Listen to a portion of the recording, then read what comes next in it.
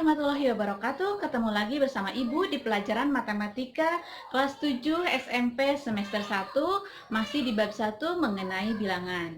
Nah, anak-anak, sekarang kita akan latihan soal ya. Kita akan belajar mengerjakan soal di uji kompetensi bagian A, yaitu pilihan berganda. Kita kerjakan 5 soal bersama-sama ya. Kita latihan soal di buku matematika seperti ini ya, yang dikeluarkan oleh Kemdikbud. Kita buka uji kompetensi 1 bagian A soal pilihan ganda di halaman 102 sampai dengan 103, nomor 1 sampai 5. Nomor 1, perhatikan, manakah di antara bilangan berikut yang merupakan bilangan terkecil? Untuk menentukan bilangan mana yang paling kecil ataupun bilangan mana yang paling besar, kalian yang pertama dilihat adalah angka pertama. Karena ini angka pertamanya semuanya 0, berarti tidak ada yang terpilih ya. Kalau di sini sama, maka kita loncat ke angka yang kedua. Angka yang kedua mana yang lebih besar? 6, 2, 3, 5, atau 1? Yang paling besar 6. Berarti ini adalah bilangan yang paling besar ya. Kalau bilangan kecil mana? Nah, kalau bilangan kecilnya berarti kita pilih yang paling kecil, yaitu E. Jadi jawaban nomor 1 adalah E. Karena yang ditanyakan adalah yang terkecil. Nomor 2 ya, di sini karena ada perkalian, ada pertambahan, ada pembagian, maka cara mengerjakannya yang didahulukan itu boleh kali, boleh bagi. Tetapi kalau bisa berurut dulu ya. 8 dikali 15 sama dengan 120. Ditambah, nah yang tambahnya jangan kerjain. Jadi kita kerjain dulu ini. 8 dikali 15 sama 20 dibagi 5 ya. Kemudian ke bawahnya. Sekarang 20 dibagi 5 sama dengan 4. Dibagi ini 3 dikali 2 sama dengan 6. 6 dibagi 6 ya. 120 ditambah 4, 124 dibagi 6 dibagi 6 sama dengan 1. Jadi hasilnya nomor 2 adalah 124. Berarti jawabannya nomor D ya. Lanjut kita ke nomor 3 ya. Salah satu pasangan bilangan berikut, bilangan yang pertama kurang dari 2,25, sedangkan bilangan kedua lebih dari 2,25. Pasangan bilangan tersebut adalah, nah, perhatikan baik-baik, di sini petunjuknya adalah salah satu pasangan bilangan berikut, bilangan yang pertama kurang dari 2,25. Jadi kurang dari 2,25 dan bilangan kedua lebih dari 2,25. Nah, sedangkan bilangan yang keduanya itu lebih dari 2,25. Sekarang kita cari dari jawaban nomor A. A 1 dan 2, B 2 dan 52, C 5/2 dan 11/4, D-nya 11/4 dan 3. Kita cari ya. Petunjuk pertama lebih kecil. Pasangan angka bilangan pertama katanya ya. Bilangan pertama harus lebih kecil dari 2,25. Nah, kita tahu ini lebih kecil atau lebih besarnya kan sulit ya. Kalau ini udah jelas nih, lebih kecil ya. Ini juga jelas sudah lebih kecil. Nah, kalau ini kan kita nggak tahu ya, maka kita jadiin dulu yang 5/2 ini jadiin koma biar gampang. 5 dibagi 2 ya, ini 2 dikali 2 4, sisanya 1 tambah 0, jadi ada koma, 10 bagi 2 5. Nah, jadi 5/2 itu sama dengan 2,5. Sedangkan 2,5 lebih besar dari 2,25. Berarti yang ini salah ya, yang C. Sekarang yang D, kita lihat 11/4. Kita buat desimal biar kita gampang menganalisanya. 11 dibagi 4. 2 kali 4, 8. Sisa 3 tambah 0 pakai koma, 30 dibagi 4, 7. Ya, 28. Kesininya nggak usah dilanjutkan karena kita sudah tahu koma di sini, 2,7. Berarti 11/4 itu sama dengan 2,7 dan 2,7 itu lebih besar dari 2,25. Berarti D salah. Sekarang jawabannya antara A dan B. Ini satunya udah betul, duanya udah betul, berarti kita sekarang menganalisa bilangan keduanya. Dan bilangan kedua harus lebih besar dari 2,25. Yang pertama 2, ini udah jelas lebih kecil, berarti ini udah salah, nomor A. Berarti jawabannya adalah nomor B ya. Sekarang kalau kalian masih penasaran, kita bagi 5 dibagi 2. 5 dibagi 2 ya, kita buat desimal, 2 kali 2 4, sisanya 1 tambah 0, 10 dibagi 2 5. Nah, jadi 5 per 2 itu adalah 2,5, tadi udah dihitung ya, lupa Ibu. 2,5 itu lebih besar dari 2,25, jadi yang B itu adalah yang benar. Jadi jawaban nomor 3 adalah B. Selanjutnya ke nomor 4 ya, soalnya adalah 3 dibagi 5 ditambah dalam kurung 3 per 10 dikali 4 per 15.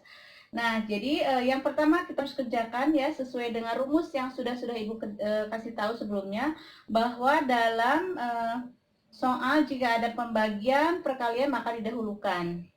Jadi sekarang kita mendahulukan perkalian dulu atau yang di dalam kurung dulu ya.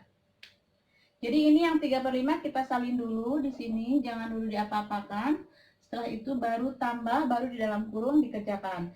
3 dikali 4 sama dengan 12. 10 dikali 15 sama dengan 150. Nah, setelah ini kan penjumlahan. Kalau penjumlahan pecahan, maka kita harus menyamakan dulu penyebutnya. Kita gunakan KPK atau gunakan kelipatan. Di sini kalau yang terbesarnya 150 bisa dibagi yang terkecil, maka kita bisa menggunakan angka penyebut yang terbesar. Kita gunakan angka 150.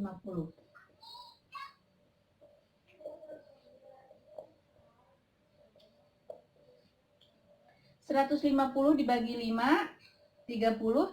30 kali 3, 90. Kemudian 150 bagi 151, 1 kali 12, 12. Maka hasilnya adalah 90 tambah 12, 102 per 150. Kita perkecil ya. Kita perkecil menggunakan angka yang bisa membagi pembilang, juga bisa membagi penyebut.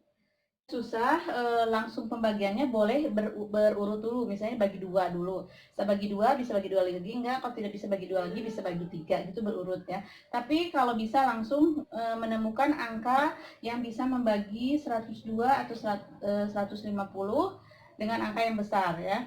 Kita gunakan angka 6. 102 dibagi 6 sama dengan 17, 150 dibagi 6 sama dengan 25. Jadi hasilnya untuk nomor 4 itu adalah 17 per 25, jadi D ya yang benar. Untuk nomor 5 perhatikan ya, kita kerjakan di sini. Ini Ibu lupa pakai spidol permanen, jadi nggak bisa dihapus ya. Nomor 5 kita kerjakan di sini aja ya. Nomor 5, perhatikan baik-baik. Rohim dan Wajid masing-masing memiliki buku 45 buku. Jadi masing-masing Rohim punya 45 dan Wajid juga 45 buku. Jika 4 per 5 buku milik Rohim dan 2 per 3 milik Wajid adalah novel, maka banyak buku novel yang dimiliki oleh Rohim titik-titik lebih banyak daripada yang dimiliki Wajid. Ini pertanyaan sama dengan berapa selisih buku novel yang dimiliki oleh Rohim dan Wajid ya. Jadi pertanyaannya adalah berapa selisih buku novel yang dimiliki oleh Rohim dan Wajid. Jadi kita harus tahu dulu Rohim punya buku novel berapa dan Wajid punya buku novel berapa. Di sini dikasih keterangan bahwa masing-masing punya 45 buku ya. Baik Rohim maupun Wajid sama-sama mempunyai 45 buku. Nah, sekarang 4 per 5 buku milik Rohim adalah novel ya. Jadi novel milik Rohim sama dengan 4 per 5. Nah, novel milik Rohim itu adalah 4 per 5 dari buku yang Rohim miliki. Nah, karena Rohim punya 45 buku, maka di sini 4 per 5-nya itu dari 45 buku. 4 per 5 dari buku milik Rohim. Buku milik Rohim 45, maka rumusnya menjadi 4 dibagi 5 kali 45. sama dengan 4 kali 45, 180 dibagi 5 sama dengan 30 buku. 36 buku novel. Milik Rohim. Selanjutnya novel milik Wajid. Nah, novel milik Wajid ini adalah 2/3 buku milik Wajid adalah novel. Jadi novel milik Wajid itu adalah 2/3 dikali buku milik Wajid. Karena Wajid memiliki buku 45, maka di sini dikali 45. Hasilnya adalah 90/3 sama dengan 30. Ini buku milik Wajid. Nah, pertanyaannya berapa selisih buku novel milik Rohim dan milik Wajid? Selisihnya adalah kalau novel adalah kalau punya Rohim 36, punya Wajid 30.